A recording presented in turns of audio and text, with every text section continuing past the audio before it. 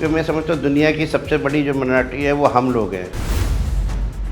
तो वो बेनज़ीर साहिबा जब उठती थी तो उनका सबसे पहला काम है नाश्ते में वो डॉन अखबार पढ़ती थी। ये आपके पास क्या फ़न है? कौन सी आपके पास वो कहते हैं गिद्दड़ सिंगी है? 2-3 साल जब भी हम 3 दिन पहले मेल करते तो उनका बयान बाकायदा बिलावल हाउस से निकलता था पर्सन में डिसेबल के लिए। 1 दिसंबर को मेरा एक्सीडेंट हो गया।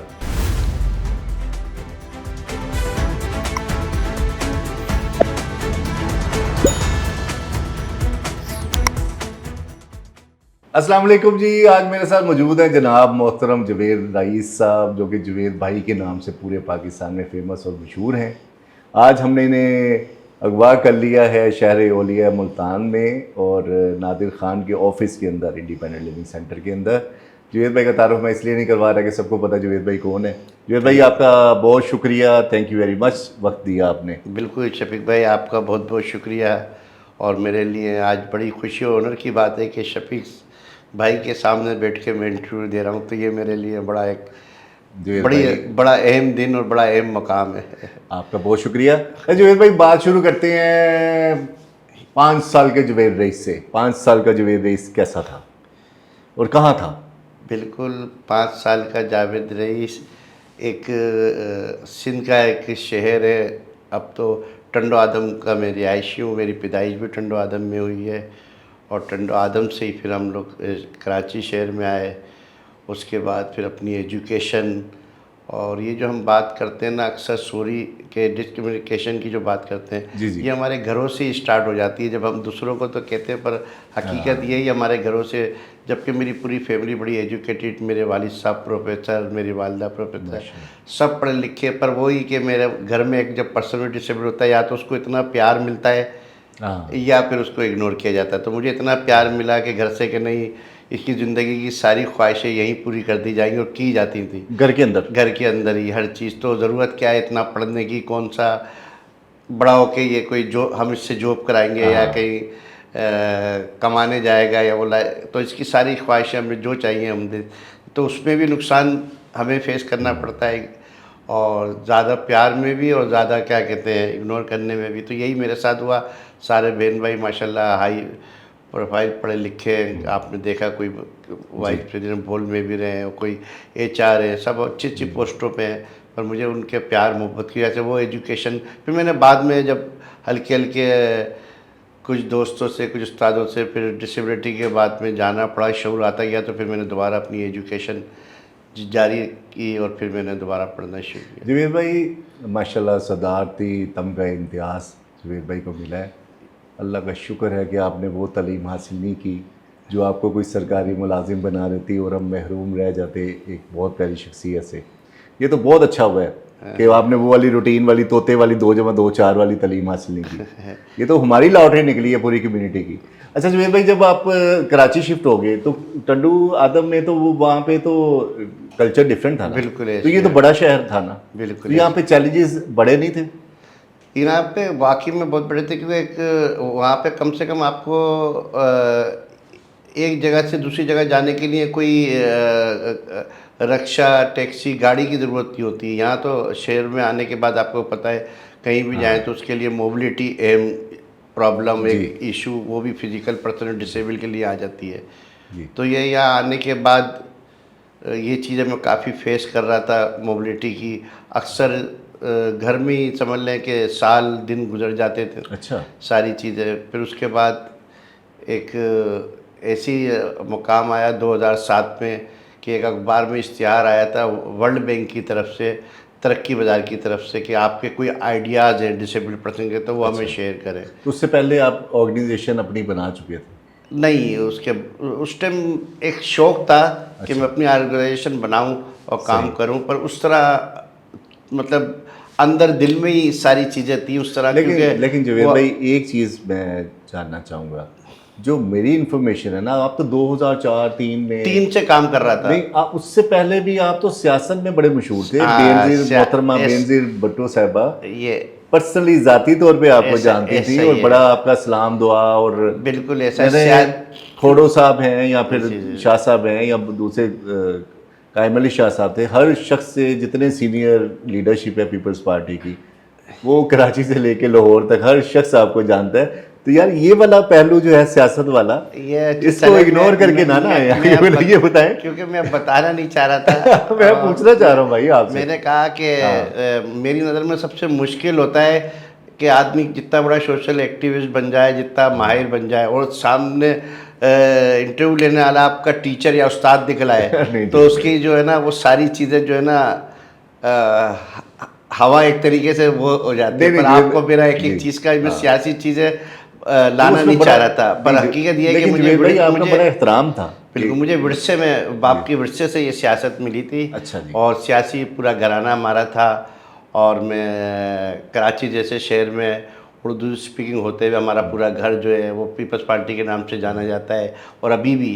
और अल्लाह का शुक्र भी है कि हम बड़ा इलाके में अपने हमने इज्जत से, और जो पार्टी में भी काम किया मेरे वालिद ने, हमने तो एक सोशल जिसे कहते हैं ना, सियासत में आने के बाद बंदा सोशल एक्टिविटी करता रहे, काम करते रहे, तो यही असल सियासत है। तो मेरा वालिद साहब ने भी, मैंने भी इसी तरह फिर पीएसएफ में जब मैंने एजुकेशन ली, पीएसएफ में भी काम किया, फिर पार्टी के यूथ विंग में काम किया, और फिर पार्टी की मदर विंग में मैं सेक्रेटरीट में भी रहा, काम किया। तो ये अब आप पूछना चाह रहे हैं कि मैं जो डिसेबिलिटी मूवमेंट में आया हूँ, ये एक हादसाती तौर पे आया हूँ मैं। एक अच्छा, इससे पहले एक ऐसा लम्हा आया था जो मुझे लेके आया था, वो भी जो है भाई आप बताइए। लेकिन इससे पहले मैं ये जानना चाहता हूँ, ये आपके पास क्या फ़न है, कौन सी आपके पास वो कहते हैं गिद्दड़ सिंगी है, कि MKM 90 में भी आपकी रिस्पेक्ट है, किशोर आपा, सदके बारी जाती हैं, जितने अफाक भाई जितने लोग हैं पुराने जो लोग थे या नए हैं, वो सब आपका एहतराम करते हैं। जमात इस्लामी में भी आपकी माशाल्लाह बड़ी रिस्पेक्ट है।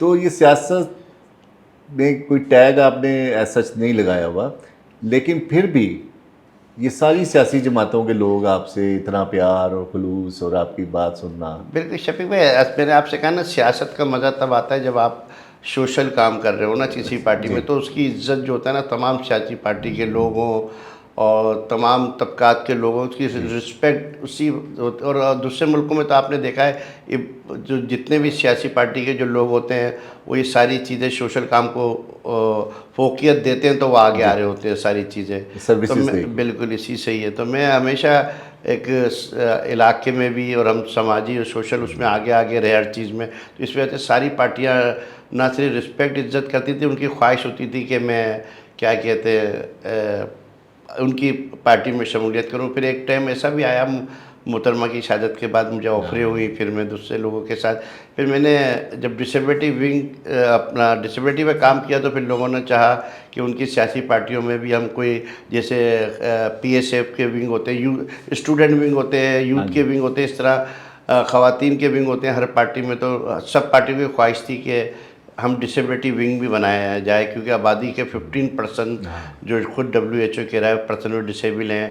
क्योंकि मैं समझता हूँ दुनिया की सबसे बड़ी जो माइनॉरिटी है वो हम लोग हैं, है ना, बिल्कुल हम लोग हैं। और हम लोग अल्हम्दुलिल्लाह जो हमारे जो प्रॉब्लम है, जो मसाइल है, वो सेम पूरे वर्ल्ड के जितने भी PWDs पर्सन सबके सेम होते हैं। सियासत से आप सोशल वर्क के अंदर आए, ये वाकया बताने लगे थे आप, वो ज़रा जी। अच्छा, मैं अल्हम्दुलिल्लाह इतना कुछ होने के बाद मैंने वो चीज़ दोबारा कभी आज तक, पर आज मैं बता रहा हूँ, शायद मेरे जो अपनी टीम है, ये आज से तकरीबन 92 की बात होगी, पुरानी बात है काफ़ी सालों। तो मैं समझता हूँ कि वो उनको भी नहीं पता होगा, आज मैं फ़र्स्ट टाइम किसी चैनल पे बता रहा हूँ। परवेज़ मुशर्रफ साहब का दौर था, उस टाइम में इलेक्शन के कागजात नामजदगी जमा हो रहे थे जी। तो उस टाइम में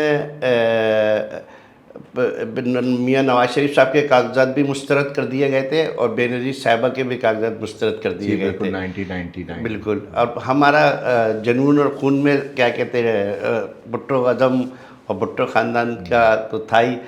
तो मेरे दिल में ये ख्याल आया कि क्या ऐसी नई चीज़ हम कुछ करें जिससे क्या कहते हैं हम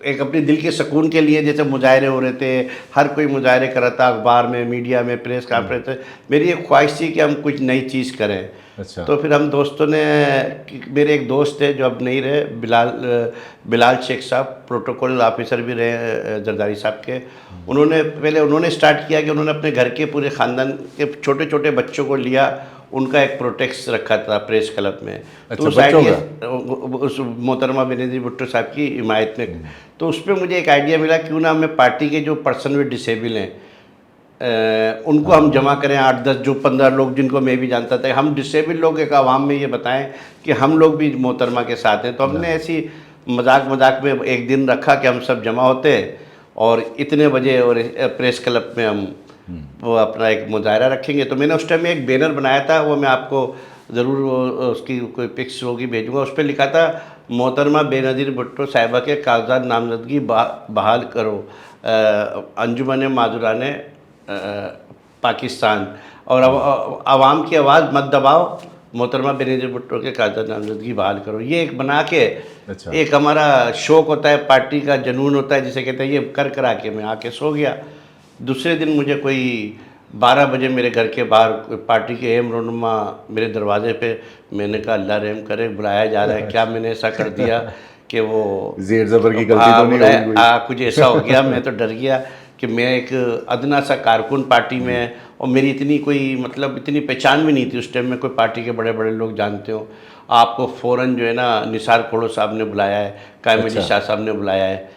मैंने कहा यार पता नहीं, मैंने शायद वो जो प्रोसेस दिया उस पर, तो पता चला कि वो डॉन अखबार ने अपने मेन पेज पे इतनी बड़ी खबर छापी अच्छा। और उस पर लिखा कि ये तबका भी हम आपके साथ हैं, अंजुमन माजुरान ये भी। तो वो बेनज़ीर साहिबा जब उठती थी तो उनका सबसे पहला काम है नाश्ते में वो डॉन अखबार पढ़ती थी जी। उनकी नज़र में वो तस्वीर फ़ौरन और देखी, तो उन्होंने फ़ौरन नाइट बाजी को फ़ोन किया बिलावल हाउस में कि इसको फ़ौरन बुलाया जाए, मेरी तरफ से अप्रिशिएट भी करे और मेरी तरफ से मेरी बात भी कराई जाए। वो दुबई में थी उस टाइम ना, तो वो पाकिस्तान में कुछ हालात ऐसे थे जो आने नहीं दिया जा रहा था। तो फिर मुझे फ़ौरन जो है, मेरे तो कहते हैं ना लोग के मिनटों में किस्मत जाग जाती है, मिनटों में क्या कहते हैं, तो ऐसा ही हुआ कि Recognize भाई हो गई। फिर तो तमाम जो पार्टी के सियासी रहनुमा वहाँ जाने से पहले मुझे फ़ोन कर रहे हैं कि बताना कि हमने भी सपोर्ट किया, वो कि फला हमारे लीडर बोले मेरा भी बताना बीवी को, मेरा भी बताना, जबकि ऐसा नहीं था। और मेरा तो एक जुनून था पार्टी का, अज़म जी। के लिए किया था।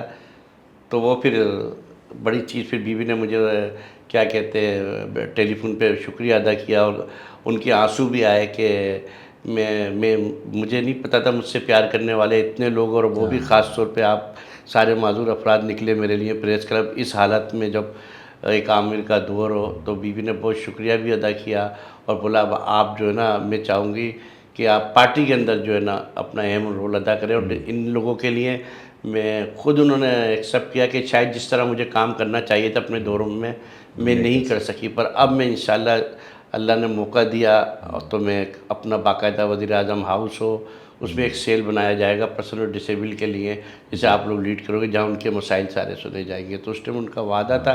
फिर उसके बाद में उनसे फिर राब्ते में ईमेल एड्रेस आ गया था, फिर मैं उनके राब्ते में रहा।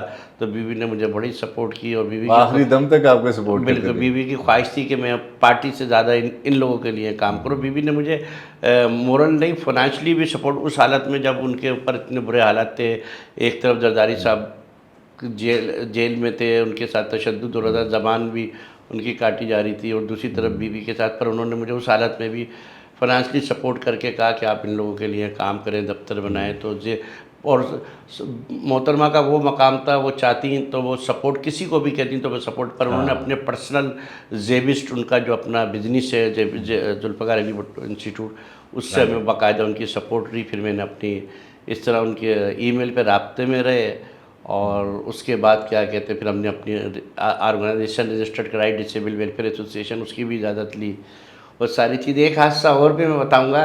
फिर बीबी के हम क्लोज तो आ गए थे, फिर हमारा 3 दिसंबर इंटरनेशनल डे है, हाँ जी। वो हर मतलब पूरी दुनिया में मनाया जाता है भरपूर से, इस तरह पाकिस्तान में भी मनाया जाता था। तो जब भी 3 दिसंबर आता था तो मैं उससे 3 दिन पहले मोहतरमा को एक मेल कर देता था कि बीबी ये हम ऐसा प्रोग्राम कर रहे हैं, पर अच्छा होगा कि आवाम में आपका पैगाम डिसेबल पर्सन के लिए आए। तो बीबी ने 2-3 साल जब भी हम 3 दिसंबर से 3 दिन पहले मेल करते तो उनका बयान बाकायदा बिलावल हाउस से निकलता था पर्सन में डिसेबल के लिए।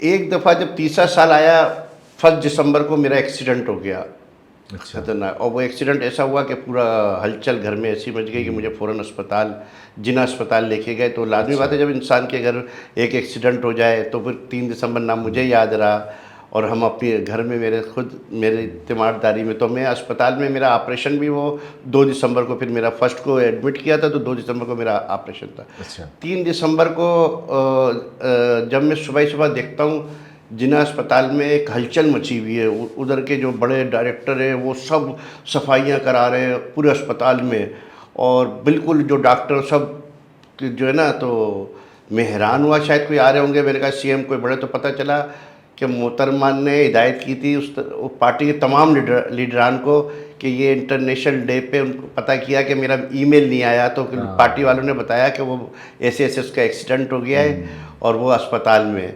तो बीवी ने नाहिद बाजी को, निसार कोड़ो को, सईद गनी साहब को, इन सबको बोला कि आप ये मिठाई का टोकरा लेके मेरी तरफ से आप अस्पताल जाएं और मेरा ये पैगाम भी दें। तो मैं खुद हैरान कि भी मतलब इतनी मुश्किलात उनके ऊपर गुजर रही थी, और उसके बावजूद ये चीज़ याद रखना मेरे लिए हैरान कुन था कि 3 दिसंबर उनको कैसा याद था कि मैं ईमेल उस नहीं कर सका था उन दिनों में, मैं खुद अस्पताल में था। तो मैं बड़ा उनकी सोच और विजन से कि याद रखना किसी को जो है और इतने बड़े मुकाम पे, तो मेरे लिए ये बड़े प्राउड की। जुएल भाई, फिर आप सियासत से मुबर्रा हो गए या ऊपर आकर आप सोशल वर्क में जब आपने फुल टाइम देना शुरू किया, जी जी, तो ये पैराडाइम शिफ्ट कैसे हुआ? ये कब आपने सोचा यार अब मैंने ये नहीं देखना कि व्हील चेयर का तो कोई सियासी पार्टी नहीं होती, या फिर सर्विसेज की तो कोई मज़हब नहीं होता? बिल्कुल। तो ये इस तरफ कैसे आपने पूरा आगे पूरा अपने आप को ज़िंदगी का पैटर्न चेंज कर दिया? बिल्कुल ऐसी है। जब हमने डिसेबिलिटी पे काम किया तो कुछ जो पाकिस्तान में बहुत बड़े इदारे हैं जो उनका डिसेबिलिटी पे काम और बहुत अच्छा ना सिर्फ नेशनल बल्कि इंटरनेशनल काम कर रहे थे, जिसमें थे एक माइलस्टोन है लाहौर में, इसी तरह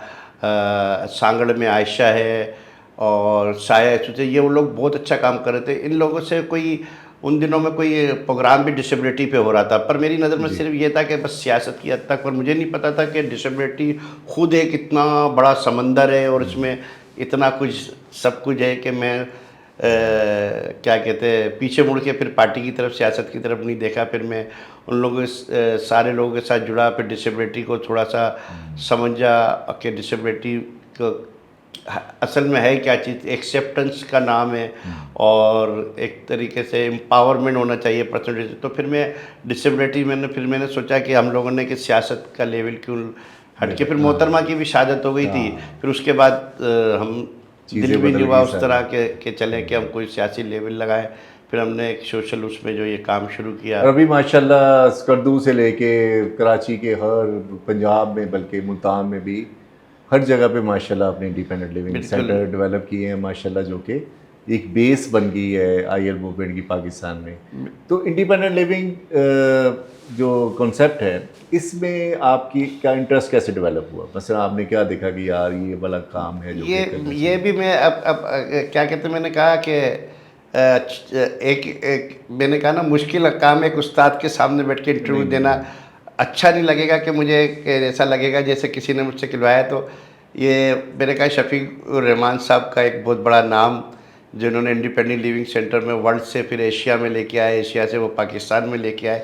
हमारा मकसद ये होता था, हमारे सियासी असल में हमारी तरबियत हुई थी ना, तो हम समझते थे हम रोड पे आके रोड बंद कर दे, नौकरियां ले लें, भाई यही डिसेबिलिटी में हम समझते थे कि बहुत अचीव कर लिया कि रोड बंद कर देंगे और ये कर लिया। कि उसके बाद जब मैं माइलस्टोन के दोस्तों से, आसिम जफर से, शफीक रहमान साहब, आपसे और लोगों से मिला, तो फिर हमारा सोचने का जाविया ही बिल्कुल चेंज हो गया कि ये तो एक जो है ना फिर इंडिपेंडेंट लिविंग का मकसद। आपका बात काट रहा हूँ, ये भी रियलिटी है, 100% रियलिटी है कि पाकिस्तान में अगर पर्सन विद डिसेबिलिटी की ऑर्गेनाइजेशन का अपना ऑफिस या अपनी प्रॉपर्टी का जो कंसेप्ट है ना, ये जवेद भाई की वजह से कम से कम माइलस्टोन हम लोगों ने तो इनसे सीखा है कि अपना ऑफिस जो है वो उसकी वक़्त क्या होती है, उसकी वैल्यू क्या होती है।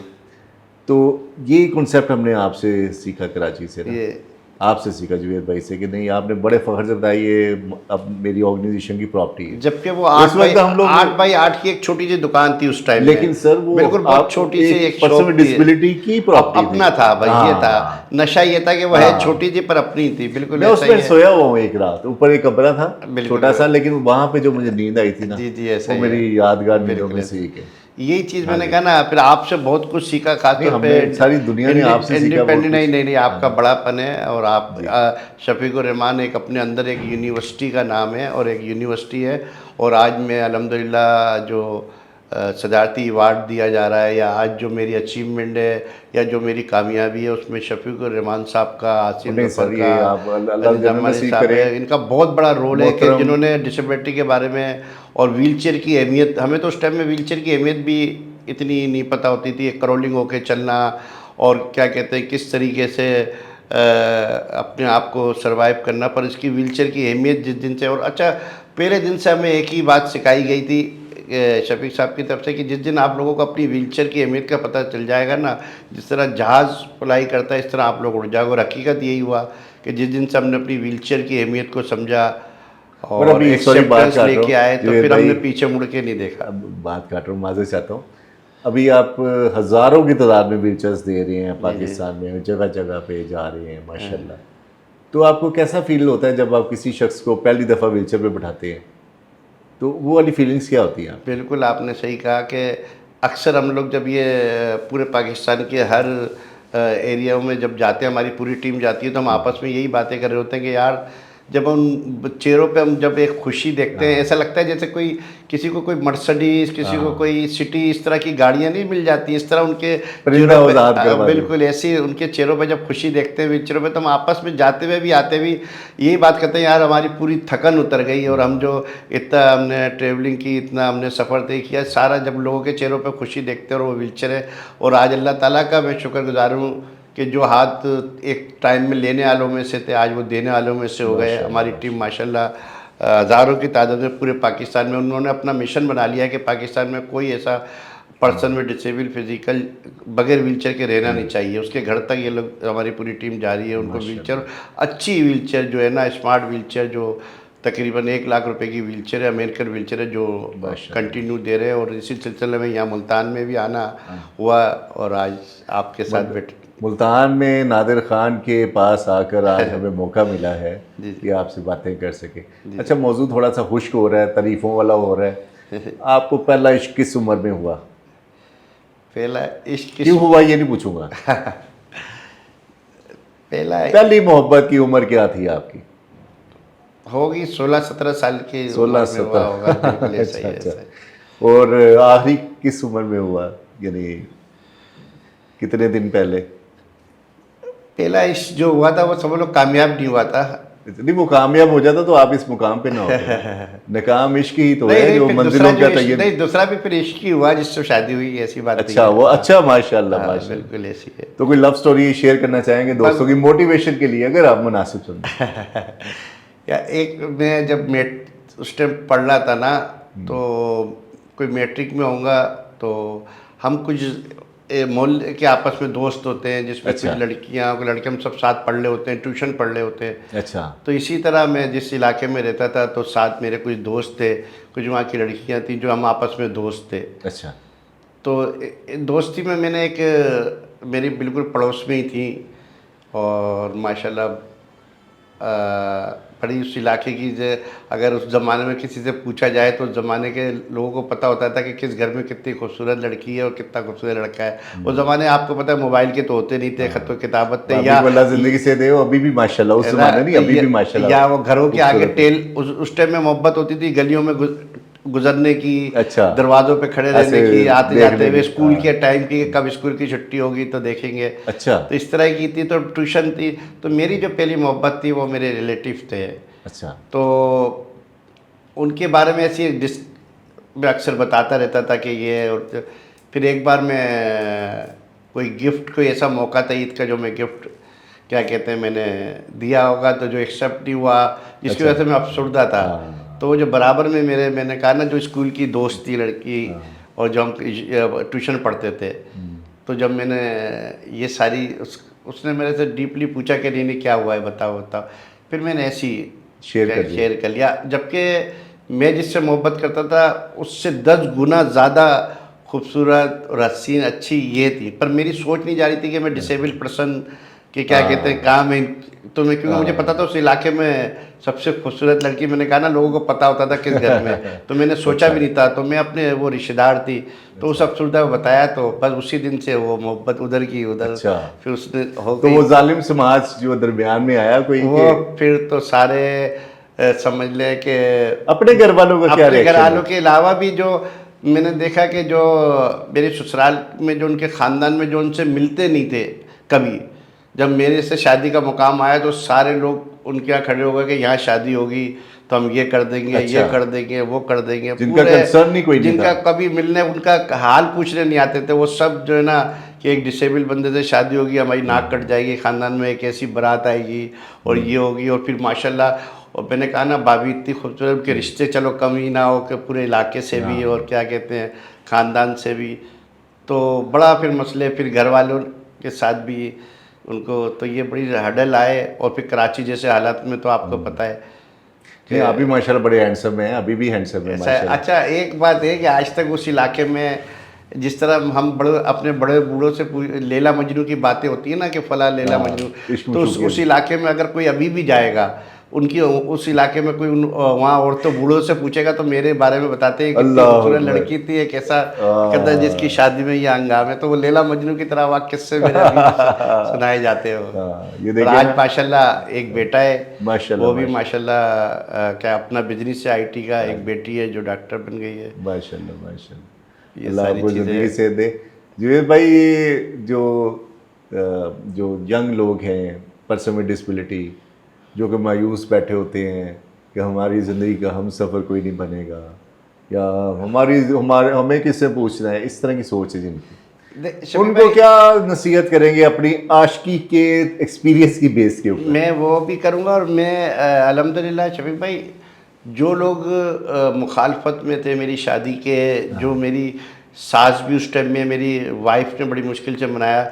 आज मेरी वही सास बोलती है कि अगर मेरी कोई एक लड़की और भी होती ना तो वो भी मैं किसी डिसेबल पर्सन को देती। अच्छा। वो तो इतने खुश रखा है, हर चीज़ है, इतनी खुश रह रही है कि मेरी सास के मुंह के माशाल्लाह। अल्फाज हैं कि मेरे अगर कोई और भी एक लड़की होती तो मेरी ख्वाहिश होती कि वो भी मैं किसी पर्सन डिसेबल को। तो ज़िंदगी में इंसान जो काम करे अपनी सच्चाई और लगन से करे, और अपना ज़िंदगी में एक मकसद हो, उसका एक एम हो, एक इसका कोई गोल हो, उस पर फोकस करते हुए चले ना, तो रास्ते में कोई कुछ बोले, कुछ कुछ करे तो फ़र्क नहीं पड़ना चाहिए। तो अपनी मतलब मंजिल, ये अपने गोल की तरफ पहुँचे तो सारी चीज़ें आसान हो जाती हैं। आज अल्हम्दुलिल्लाह आपके सामने पहला व्हीलचेयर पे होऊंगा जिसको ये तमगा इम्तियाज़ हमारे यहाँ जो माशाल्लाह माशाल्लाह। सदर पाकिस्तान ने ऐलान किया।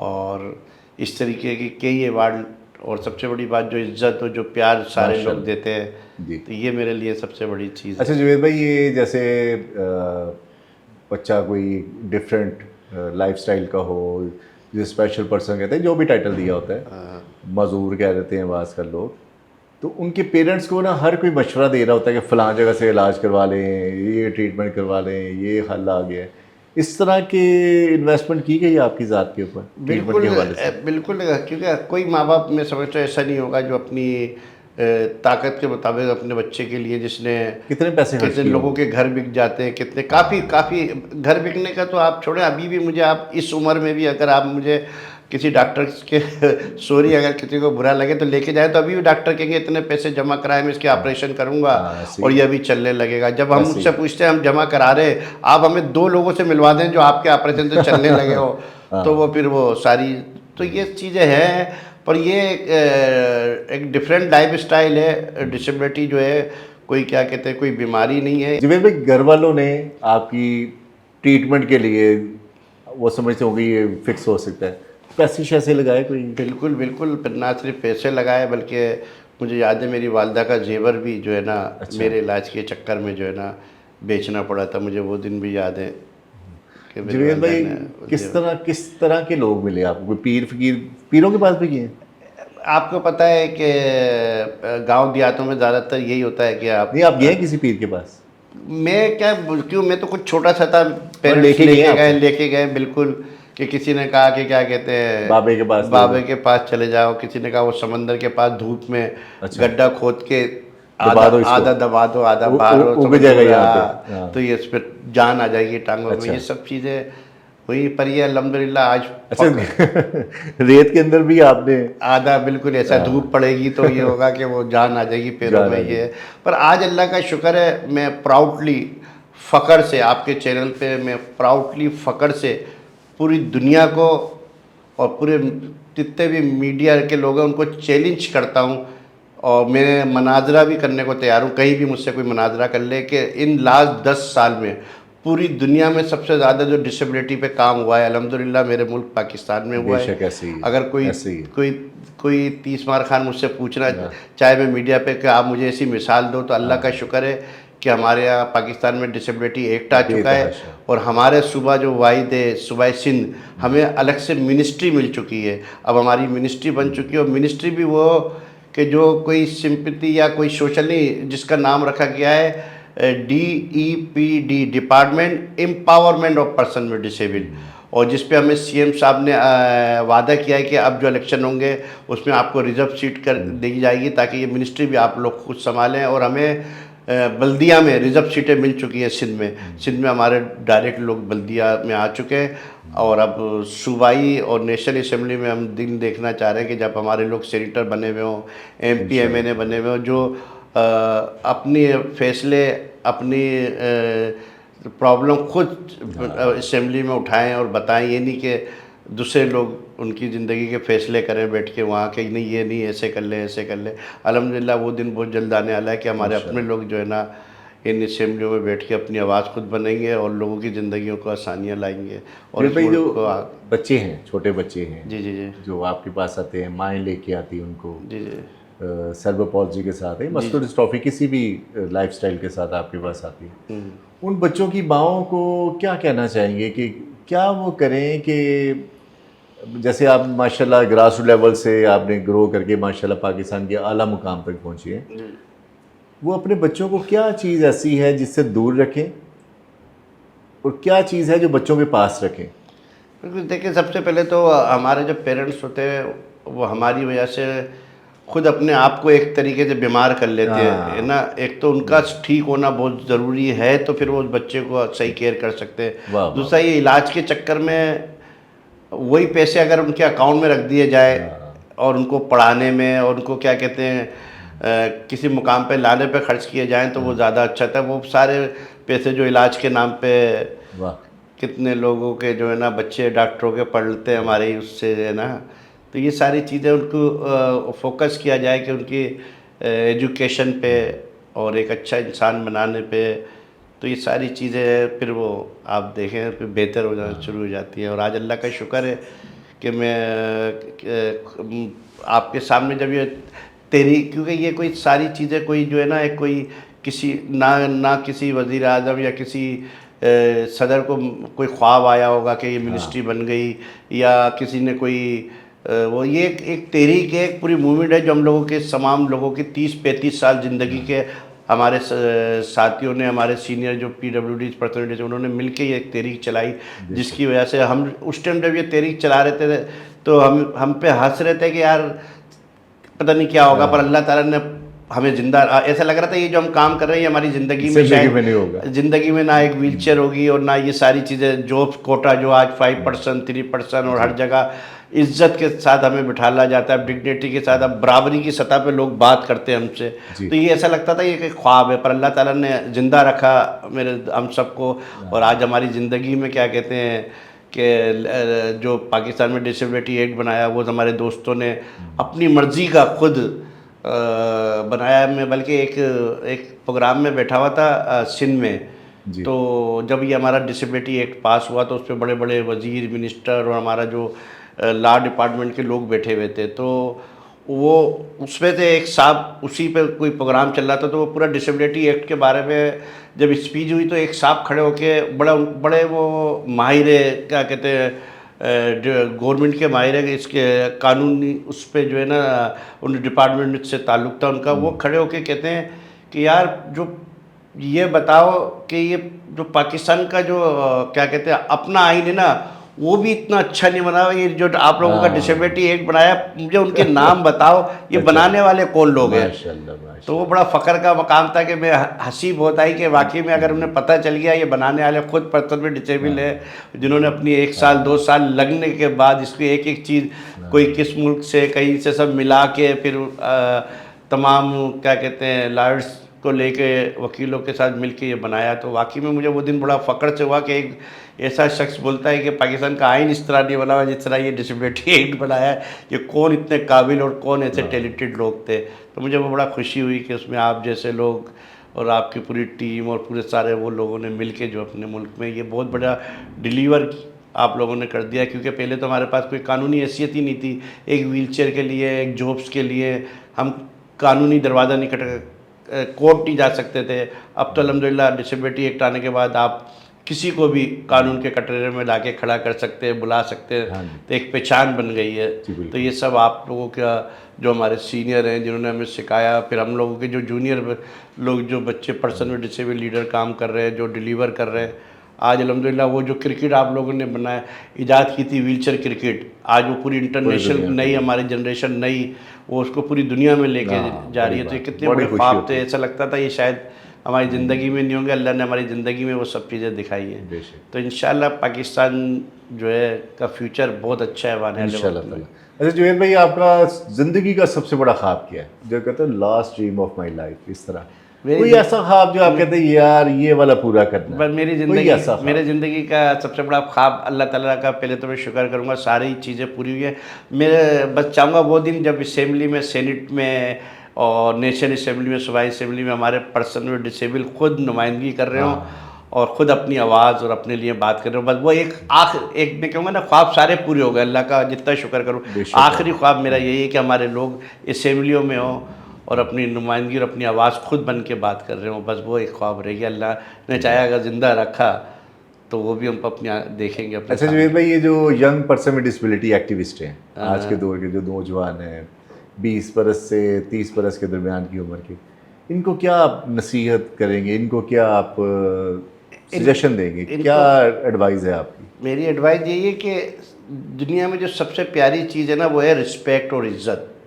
आप अपने सीनियर की और आपके जो भी बड़े उनको रिस्पेक्ट, उनकी इज़्ज़त दें और उनसे सीखें और पूरी हिस्ट्री को जाने कि आज वो माशाल्लाह बड़े खुश हैं कि उनका डिसेबिलिटी एक्ट आ गया, उनको जॉबें मिल रही हैं, उनको बड़ी अपॉर्चुनिटी मिल रही है। उनको रिसर्च भी करना चाहिए कि ये किस तरीके से सारा मुमकिन हुआ। उन लोगों को भी जाने कि जिन लोगों ने अपनी ज़िंदगियाँ, अपनी जवानियाँ और अपना बिजनेस छोड़ के ये पूरा मूवमेंट में अपनी ज़िंदगी के 30-40 साल लगाए।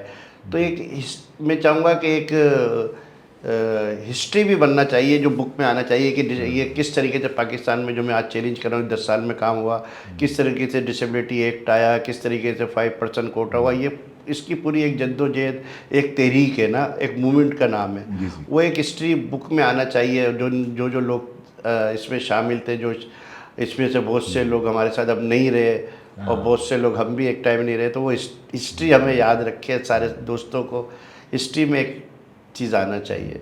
अच्छा जुबैर भाई, ये अभी हम बैठे हुए हैं इस टाइम मुल्तान के अंदर और ड्रीम इंडिपेंडेंट लिविंग सेंटर में मुल्तान में नादिर भाई के मेहमान हैं, मोहतरम जुबैर भाई भी यहाँ मौजूद है दुआबा फाउंडेशन से। तो इस शहर से आपकी किस तरह आपकी रूहानी तल्लुक ऐसा बना कि गर्मी के दिनों में मई जून में लोग मर ही जाते हैं आप जनाब यहाँ पे आ गए पाकिस्तान के सबसे गर्म शहर में। अपना शफीक भाई, यहाँ की ज़बान बड़ी मीठी है, यहाँ के लोग भी बड़े मीठे हैं। यहाँ तो मैं समझता हूँ एक बार अगर ये एक नशा का नाम नशा है, असल में नशा है। जिसको एक बार यहाँ आ जाए ना, वो नशे के मुल्तान जिसको लग गया उसको बस भाई एक नशा है। यहाँ के सारे लोग मैंने देखा है ना, बाहर से सबके चेहरों पे मुस्कुराहट। और हमारे यहाँ शहर कराची में ज़रा सी भी गाड़ी थोड़ी सी भी टकरा जाए तो वो उससे लड़ने लगता है, गालियाँ देने लगता है, ऐसे उससे आगे निकले लड़ाई। यहाँ मैंने देखा है ज़रा सी भी एक दूसरे से टक्कर भी आ जाते हैं तो हंस के मुस्कुरा के निकल जाते हैं आगे ना। तो ये एक बड़ी अच्छी ज़बान, मिठास है। यहाँ के लोग बहुत प्यारे हैं। और यहाँ के बाकी में जो सूफियों के कहते हैं ना, ज़मीन ऐसी है, तो इतनी गर्मी में भी जो है ना बड़ा प्यार करने वाले लोग हैं यहाँ के लड़ते सारे हैं तो लोग। ऐसे लगता है दुआएं दे रहे हैं। ऐसा ही है, ऐसा आप ही- जनाब आप ऐसा तू दिल साथ चाहता है तू वो। साथ तू साथ बस। हाँ, वो सुनते रहे, लड़ाई भी इतनी अच्छी लग रही होती है, प्यारी लग रही ऐसा होती ही, ऐसा ही है। और मुल्तान की सबसे अच्छी चीज़ क्या लगती है आपको खाने में?